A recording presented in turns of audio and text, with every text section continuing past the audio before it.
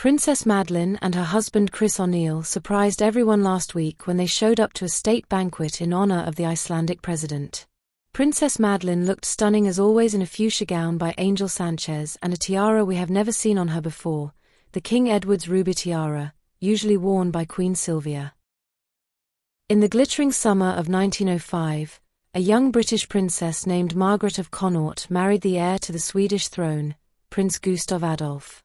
To mark the union, her uncle and aunt, King Edward VII and Queen Alexandra of Great Britain, presented her with a spectacular wedding gift, a ruby and diamond tiara crafted by E. Wolfe and Company, likely commissioned through the famed British jeweller Gerard.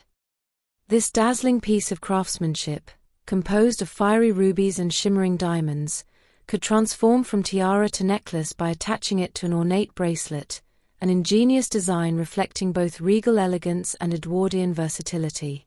With this gift, the British royals had bestowed more than a jewel, they had passed down a legacy.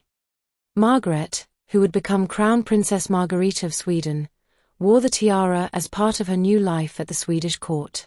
But her story was cut tragically short. In 1920, at only 38 years old, she died suddenly, leaving behind 5 young children.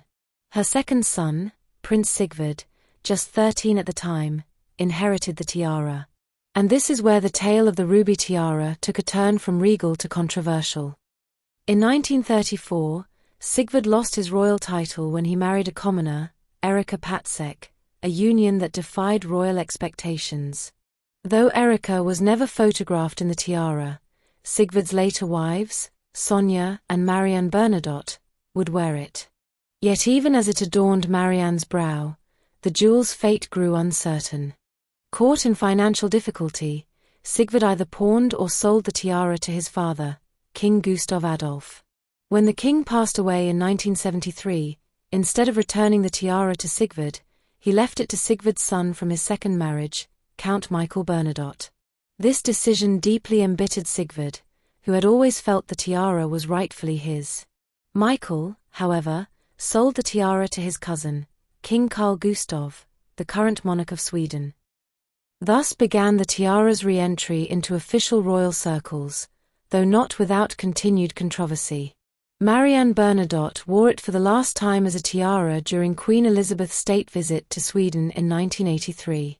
Not long afterward, Sigvard, still upset over his treatment, declared he was reclaiming his title of prince.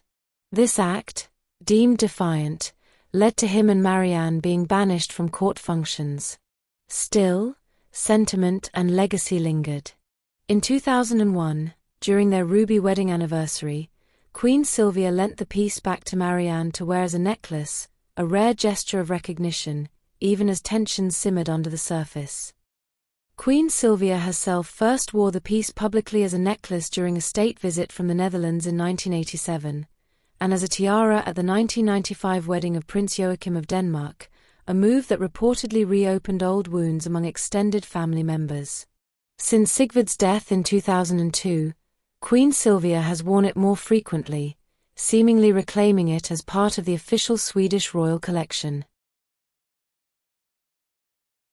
In 2025, at a state banquet in Sweden during a visit from Iceland's president and first gentleman, the tiara once again made headlines. This time it adorned the head of Princess Madeleine, a new wearer of the storied diadem. Its appearance sparked both admiration and whispers. The tiara's re-emergence always rekindles memories of family feuds, royal pride, and long-standing disputes over legacy and legitimacy. Despite its rocky past, the ruby tiara remains one of the most visually stunning and emotionally charged pieces in the Swedish royal vault. Whether on display or locked away, it holds within its rubies a century's worth of royal dreams, disappointments, and dynastic drama.